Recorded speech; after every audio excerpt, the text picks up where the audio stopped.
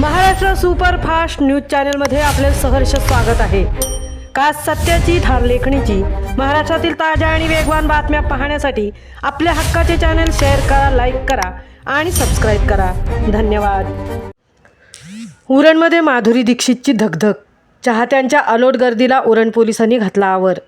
वरिष्ठ अधिकाऱ्यांच्या मार्गदर्शनाखाली चोख बंदोबस्त।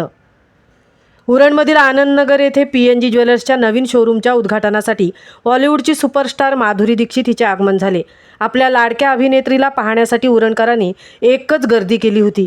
विशेषतः 4 फाटा ते राजपाल नाका या नेहमीच्या गजबजलेल्या भागात ही गर्दी इतकी प्रचंड वाढली की संपूर्ण रस्ता जनसागराने ओसंडून वाहत होता।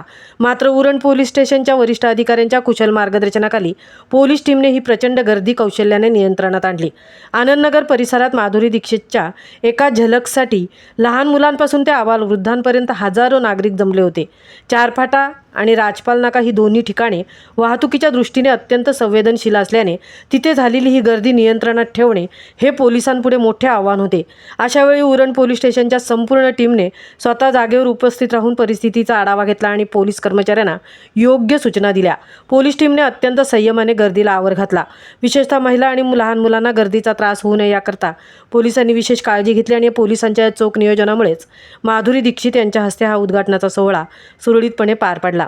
माधुरी दीक्षितच्या आगमनामुळे 4 फाटा ते राजपाल नाका या दरम्यानचा मुख्य मार्गावर हा वाहतुकीचा मोठा खोळंबा झाला होता।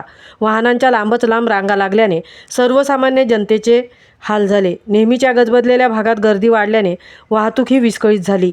या संवेदनशील ठिकाणी उरण पोलीस स्टेशनच्या टीमने उपस्थित राहून परिस्थितीचा आढावा घेतला आणि गर्दीला आवर घातला। महाराष्ट्र सुपरफास्टसाठी तृप्ती भोईर, उरण।